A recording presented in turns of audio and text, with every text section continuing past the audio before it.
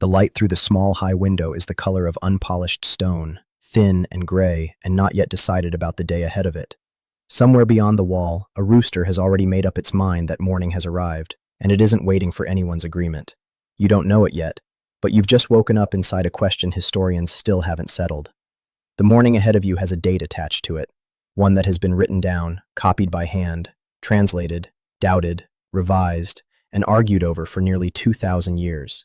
And even now, with every tool modern science has, nobody can tell you with real certainty which one is correct. You stay still for a moment, listening to the city before you see it. Whatever today actually is, nobody in this house is thinking about it. A pot is already clattering somewhere near the courtyard. Bread is already baking 3 streets away, its smell not yet strong enough to reach you but coming. A dog shifts against a doorframe outside and resettles. Somewhere close, a wooden shutter is unlatched and pushed open, letting in a little more of that same undecided gray light. And a second sound follows it. Someone coughing once, clearing the night from their throat. An entirely unremarkable noise that nonetheless means the house next door is stirring too. Ordinary mornings almost never announce what they secretly are. And this one, dressed exactly like 10,000 mornings before it, gives away nothing at all. The room still holds the coolness of night. Nothing in it looks important enough to become evidence later. Getting dressed here takes almost no time and offers almost no decisions. There is no separate clothing for sleeping and no separate clothing for the day. You simply rise in what you wore last night, straighten it, and add a belt if the weather asks for one. Sandals wait by the door, their leather softened by years of the same short walk to the same street corner. Nobody here has ever owned a mirror larger than a small polished disc of bronze, slightly warped. And nobody seems to miss the difference between that and anything clearer. Whatever vanity exists in this house gets spent instead on a ring, or a hairstyle, or the particular fold of a cloak. Small, portable choices in a life where almost nothing else about the morning is left open to choice at all. There is no clock to obey. The day arrives through light, sound, heat, and habit. Here is the first thing worth knowing before you take a single step outside. This town is not, in fact, at full health, and hasn't been for 17 years. A serious earthquake tore through this region during the lifetime of people still walking its streets today, cracking temples down their facades, collapsing sections of wall along the outskirts, and knocking water pipes so far out of alignment that entire neighborhoods went without a reliable supply for months afterward. Some of that damage is still visible if you know where to look for it. A temple near the Forum stands wrapped in wooden scaffolding that has been there long enough to weather gray. A public building that once wore polished marble now wears plain brick instead. A temporary fix that stopped being temporary years ago and simply became how the building looks now. One entire bath complex on the far side of town has sat mid-renovation for so long that a generation of children has grown up thinking of it as permanently under repair. The way a person might grow up thinking of a particular tree as simply leaning that direction, unaware it was ever meant to stand straight. Masons still work certain corners of the town on a rotating basis, moving from one unfinished repair to the next, the way a household might work through a long list of chores that never quite empties, no matter how many get crossed off. If you were walking there now, one scaffold would not frighten you. One cracked wall would not stop you. That is the quiet danger of a city learning to live with damage. Money moved differently here after the earthquake, too. Some of the largest, oldest households quietly sold off property they could no longer afford to maintain, while a handful of newer families, sharper or luckier with trade, bought their way into homes and status that would have been out of reach a generation earlier. Sculptors and craftsmen who once worked purely on temples and public commissions found steadier income patching private houses instead. And some of them never fully returned to their old specialty even once the worst repairs were finished, because the private work simply paid better and kept paying. An earthquake doesn't only crack walls, it occasionally cracks open the order of who lives where and who profits from whom. And this town has spent 17 years quietly resettling into whatever new order the ground's one violent shrug happened to leave behind. Somewhere outside, a hammer strikes stone. The sound is ordinary enough that nobody turns toward it. Repairs have become part of how this town simply operates. Nobody comments on the scaffolding anymore, the same way nobody comments on the weather being cold in winter. It has been true for so long that it has stopped registering as news. Children born after the earthquake have grown into young adults, never having known this town any other way. And to them, an unfinished temple and a patched public bath are not evidence of damage. They're just what the Forum looks like. A cart moves past the end of the street, slow and heavy, carrying another load for another repair that has taken too long. What you're stepping into this morning, then, isn't a town at rest. It's a town that has spent nearly 2 decades quietly rebuilding itself, piece by piece, and has gotten so thoroughly used to doing so that rebuilding has simply come to look, feel, and sound like ordinary life. There is a kind of resilience in that, and also, seen from a slightly different angle, a kind of blindness. A whole community so focused on healing from the last disturbance the ground gave it that almost nobody has stopped to ask what else that same ground might still be capable of. The city has learned the wrong lesson gently. The ground shakes, people repair, and morning comes again. The house wakes around you before you're fully part of it. A home of any real size in this town turns inward rather than outward. The wall facing the street is almost blank, broken only by a single narrow doorway, because everything actually worth seeing has been arranged around a private courtyard instead. At the center of that courtyard sits a shallow rectangular pool sunk into the floor. Positioned directly beneath a matching gap left open in the roof above it, so that rain falls straight down into the pool on purpose rather than by accident. An entire household's water supply, quietly managed by nothing more complicated than the shape cut into a ceiling. You step closer to the pool. The pale sky trembles on the surface of the water. If this household has any real money at all, the courtyard doesn't end there. A second, more private garden often opens further back, ringed by a row of slim columns, planted with whatever the family can afford to keep green through a hot summer. Small fruit trees, herbs, sometimes an ornamental pool of its own with a bit of sculpture at one end. The walls facing that inner garden are frequently painted floor to ceiling. False marble panels in one room, an entire imagined landscape in another, painted architecture that pretends to open the wall into rooms that don't actually exist behind it, complete with painted birds, painted columns receding into a painted distance that goes nowhere at all. Archaeologists studying these paintings later sort them into 4 broad recurring styles, tracking how fashion and wall decoration shifted across generations the same way any fashion shifts. One household copying whatever the wealthiest household on the street decided to do first, then modifying it just enough to claim it as their own taste. The painted distance on the wall does not lead anywhere. But in a crowded town, even the illusion of space has value. It's worth remembering, stepping back out onto the street, that a house like this one is not how most people in this town actually live.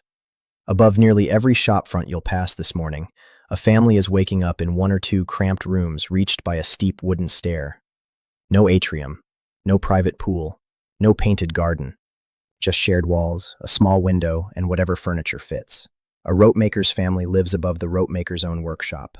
A dyer's family lives above the dyers, the smell of whatever dye is currently being mixed downstairs drifting up through the floorboards along with the morning heat.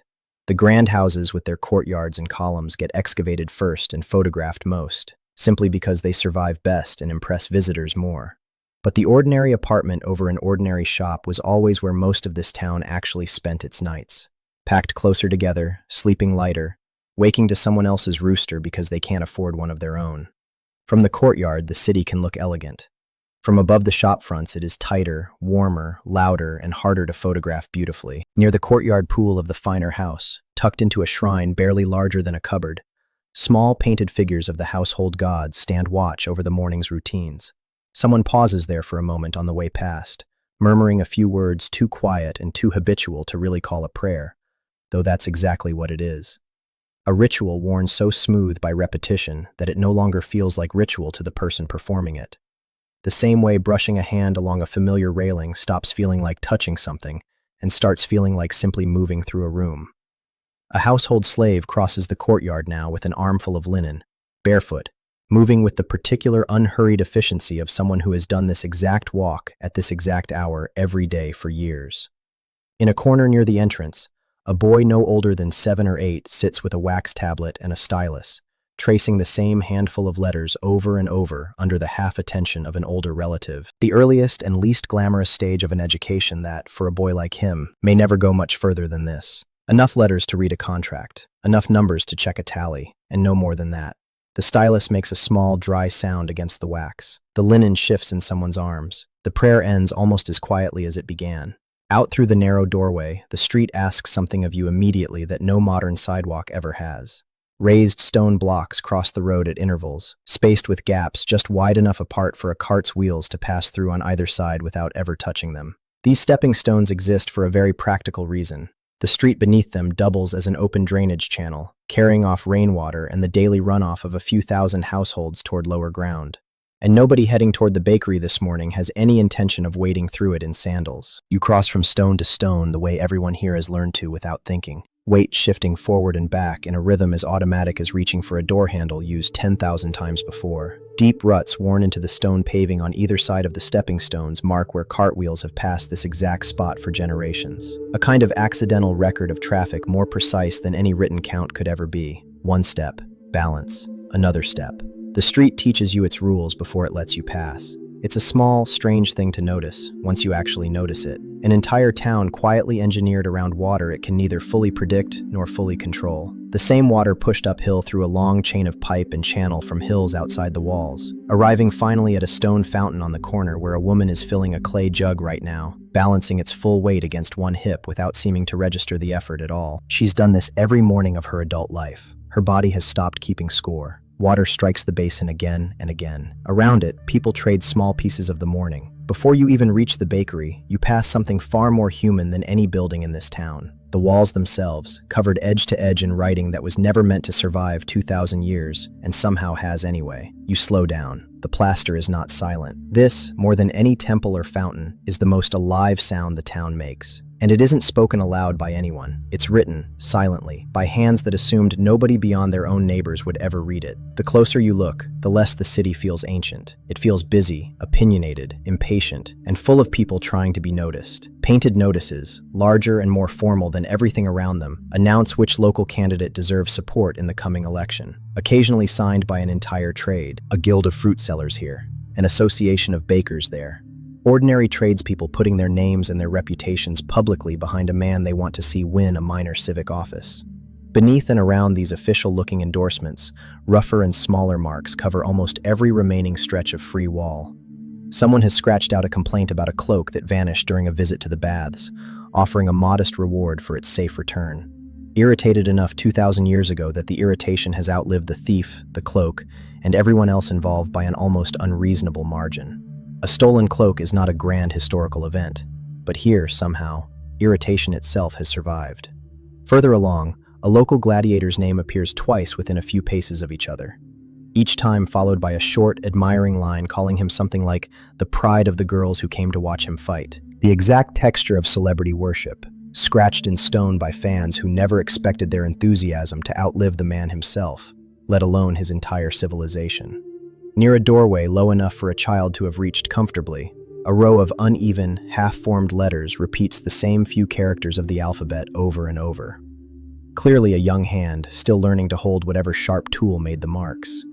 A shopkeeper nearby has scratched a running column of numbers into the plaster beside his counter. A private tally of amounts owed and amounts paid, meaningless to anyone else and perfectly clear to him. You pass the child's letters slowly. The hand that made them was learning, not leaving a record. Someone else, somewhere else on the same street, has left behind a single line about love. Unsigned, slightly uneven in its lettering, comparing two people caught up in each other to bees living out a life made entirely of honey. A few steps further, cruder jokes and outright insults sit layered directly on top of earlier scratches in a different hand. The way conversations layer when several people take turns adding to the exact same wall across weeks or months without ever meeting each other. Outside a tavern, a short list of prices has been posted for wine, cheaper and more expensive by the cup. An entirely unglamorous piece of writing that nonetheless tells you more about daily economic life here than almost anything found inside the grander houses. On a pillar near the theater entrance, someone has left a note about a performance from days earlier. A short, unimpressed review of an actor's singing voice.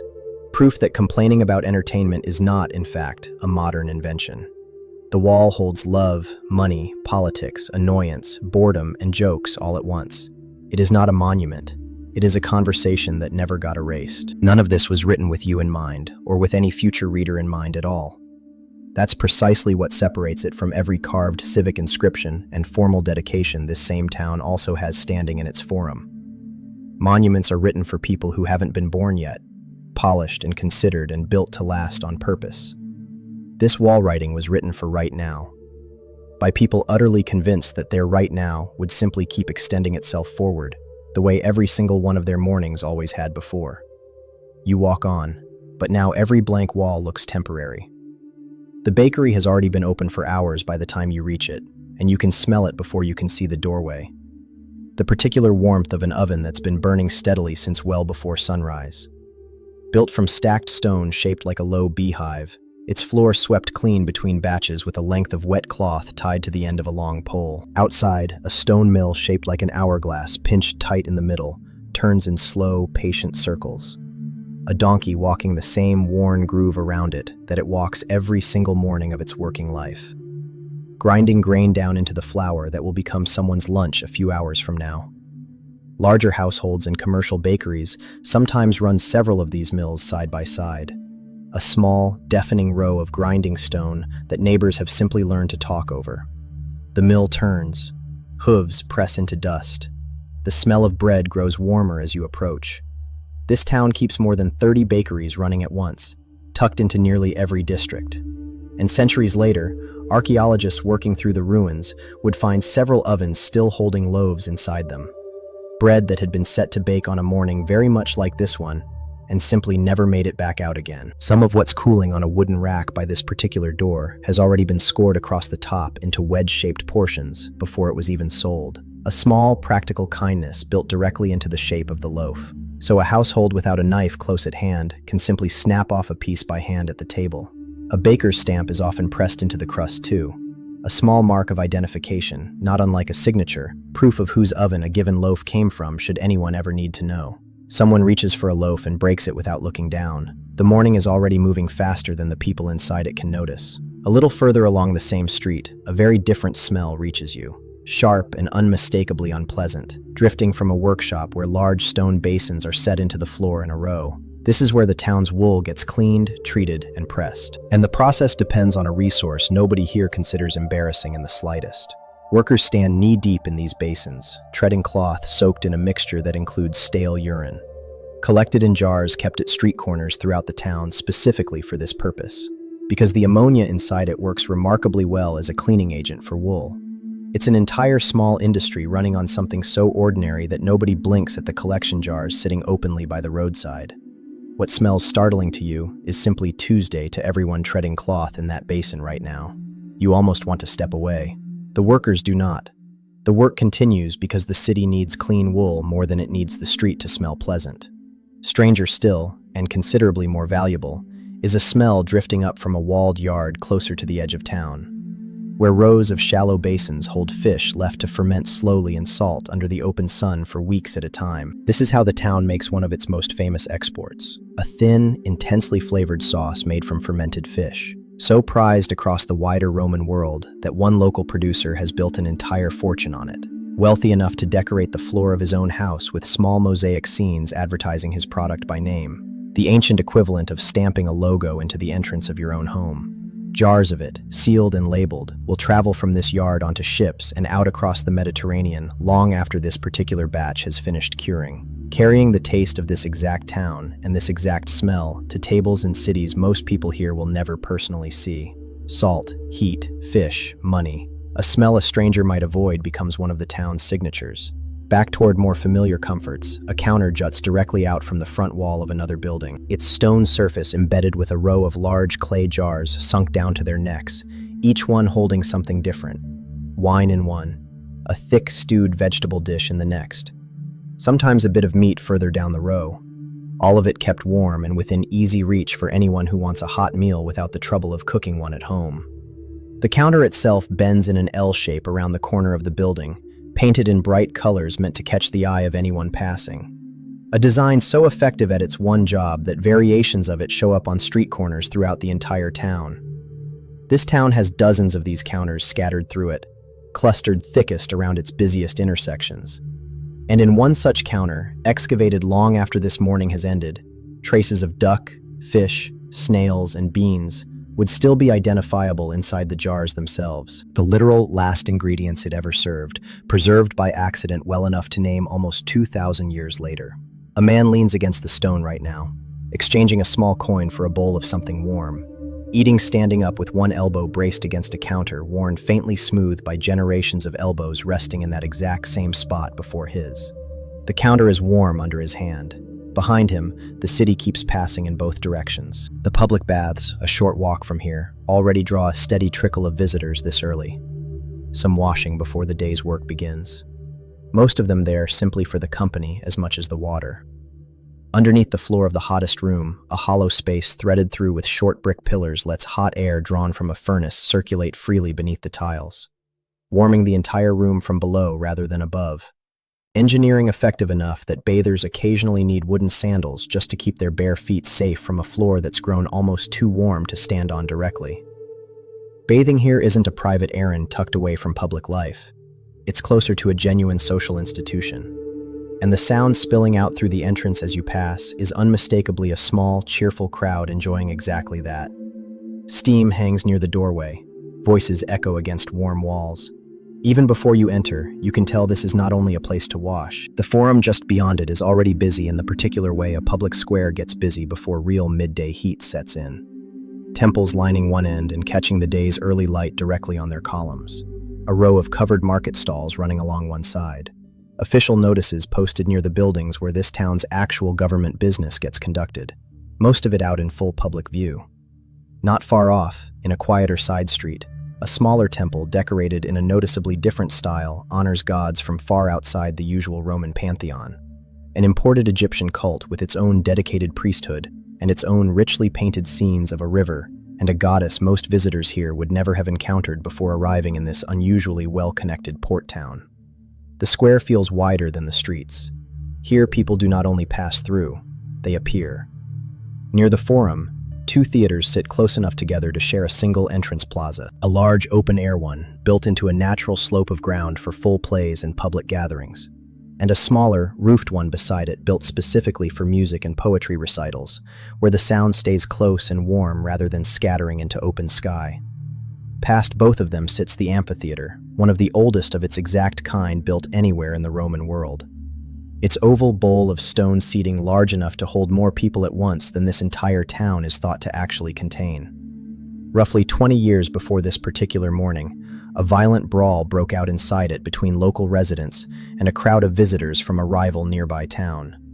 Serious enough that the Roman Senate formally banned public games here for a full decade afterward, a punishment the historian Tacitus recorded in writing, and one a wall painting discovered here generations later would go on to confirm, showing the riot itself frozen mid-chaos in painted color. Games resumed easily enough once the ban finally lifted, and today the arena sits quiet and empty, doing nothing more dramatic than casting one long, gradually shifting shadow across the grass.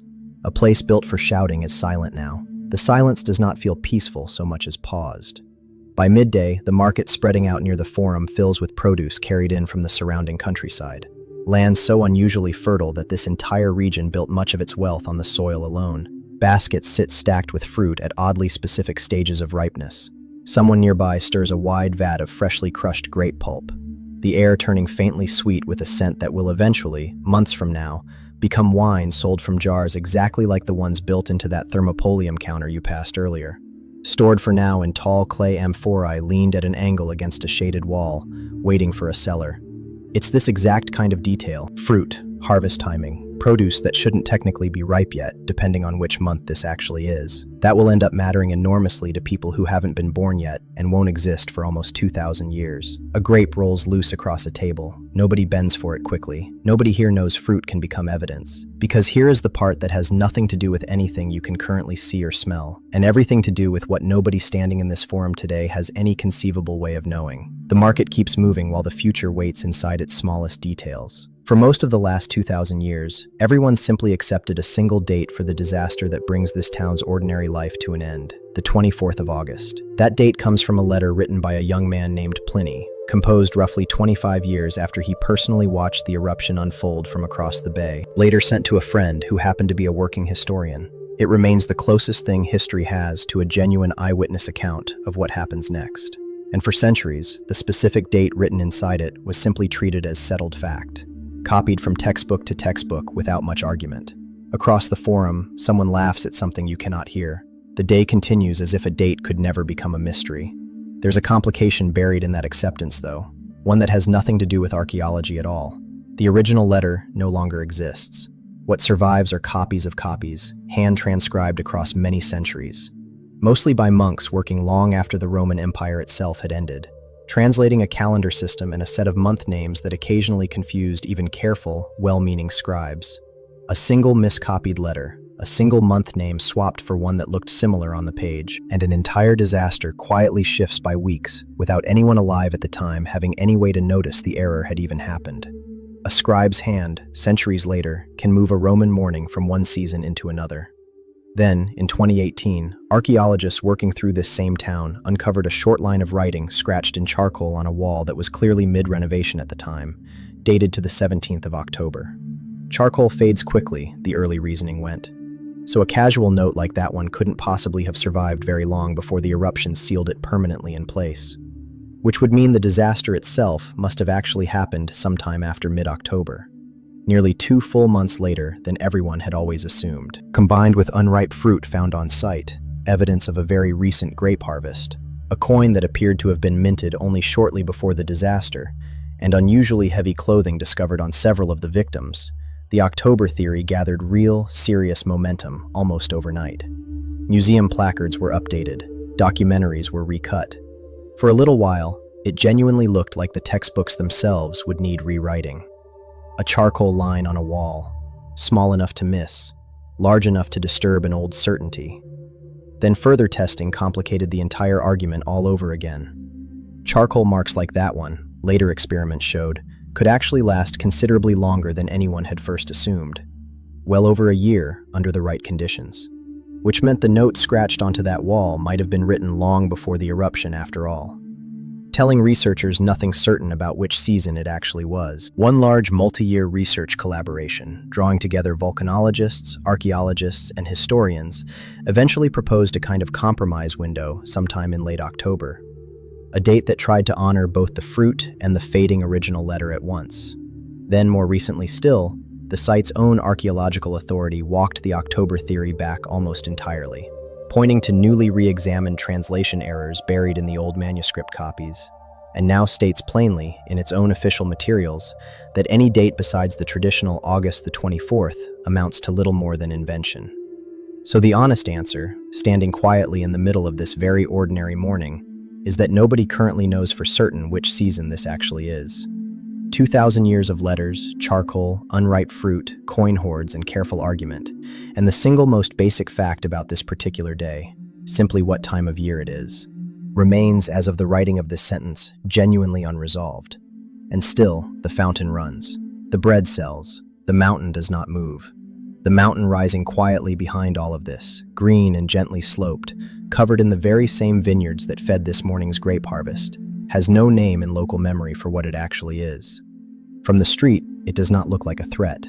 It looks like landscape. The last time it did anything even remotely resembling what it's about to do again lies thousands of years further back than any written record anyone in this town has ever personally read. Long before this town existed at all, in fact, buried in a layer of geological history nobody here has any tool to read.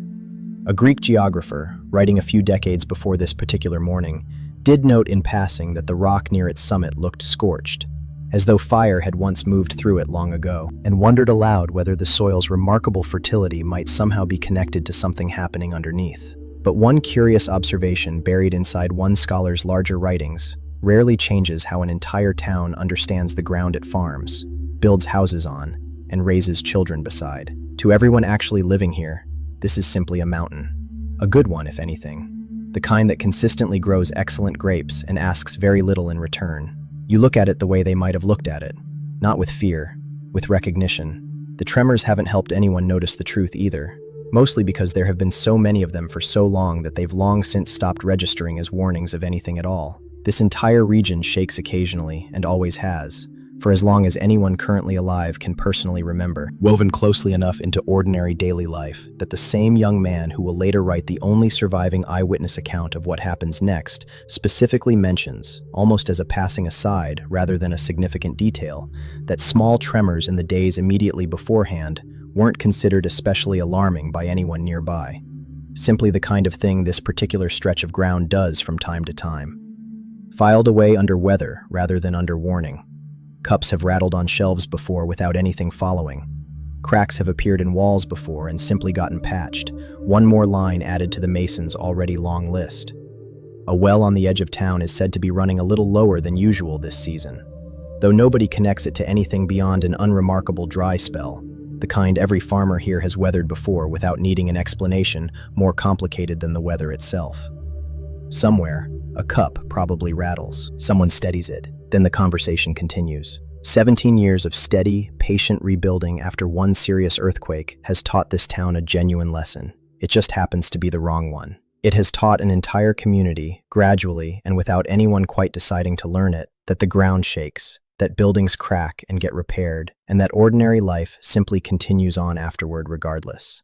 Nobody currently walking through this forum, buying fruit or gossiping outside the baths or endorsing a candidate in charcoal on a wall, has any real reason to imagine that this familiar pattern is about to break instead of quietly repeat itself one more time, the way it always has before. That is why the warnings fail. Not because there is nothing to notice, because everything to notice looks too familiar. By evening, the forum slowly empties out the way it always does. Shop counters wiped down and covered, awnings rolled in for the night. The bathhouse quiets considerably, its furnace fires banked down low until morning.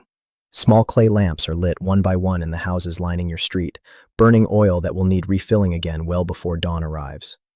Somewhere nearby, the story about the missing cloak gets retold once more. Slightly more embellished with each new telling, the way good stories always tend to grow in the retelling. A dog barks once at absolutely nothing and settles back down against warm stone without a second thought. Down toward the harbor side of town, the last cart of the day creaks home empty, its morning cargo of amphorae long since unloaded onto a ship that left on the afternoon tide, bound for a port most people packing it will never personally visit. The city exhales slowly. One counter closes, then another. A doorway darkens. A lamp appears where daylight used to be. You return through the same narrow doorway you left this morning, past the small household shrine where the evening's second quiet round of thanks is already underway. Past the shallow courtyard pool now catching the last fading colors of the sky through the gap left open above it. Morning gray has become evening bronze. The same water holds a different sky. Here's the part worth sitting with quietly as that lamp finally gets blown out for the night. Almost everything you've walked through today reached you secondhand, filtered through people who were never actually here. This entire town was buried, then largely forgotten for well over 1,000 years, its name barely surviving in a handful of old texts. Until 18th century workers digging an unrelated canal happened to strike old stonework. And slowly, curiosity turned into deliberate excavation. That excavation has never really stopped since. Each generation of archaeologists has redug portions of what earlier generations already uncovered, reading faded wall writing by better light than the last team had, sorting more carefully through ovens and jars and coin hoards, cross-referencing one young man's decades-old letter against unripe fruit baskets and a single scrap of charcoal writing that may or may not mean what it first appeared to mean. The city you walk through tonight is built from traces, but the traces are unusually intimate. What you've actually experienced tonight, then, isn't simply the past itself, handed to you whole and finished. It's the past as roughly 250 years of careful, occasionally mistaken, and constantly revised digging and interpretation have slowly managed to reconstruct it. Closer to the truth than any guess could be, certainly. Built from real bread and real wine jars, and real handwriting on real walls. But never quite the same thing as having genuinely stood here yourself. Even the smell of this morning's bakery, or that startling drift of fermenting fish from the edge of town, is in the end an informed reconstruction rather than a memory. Assembled from grain residue and sealed jars and the ordinary, stubborn persistence of carbon. Bread, wall writing, a food counter, a repair scaffold, a fish sauce jar, a child's uneven letters. Small things hold the city more tightly than marble does. Whatever tomorrow actually turns out to be. August, October, some quiet date in between that nobody now living will ever get the chance to correct. Tonight is simply the end of one more ordinary day in a town that has already lived through many thousands of them. And, as far as anyone here currently has any reason to believe, will go on living through many thousands more still to come. You do not see the city as a ruin now. You see it as a place that expects morning. The street outside finally goes quiet. The last lamp along it gutters and dims, and the mountain above the rooftops, patient in a way that has nothing whatsoever to do with actual patience, simply waits.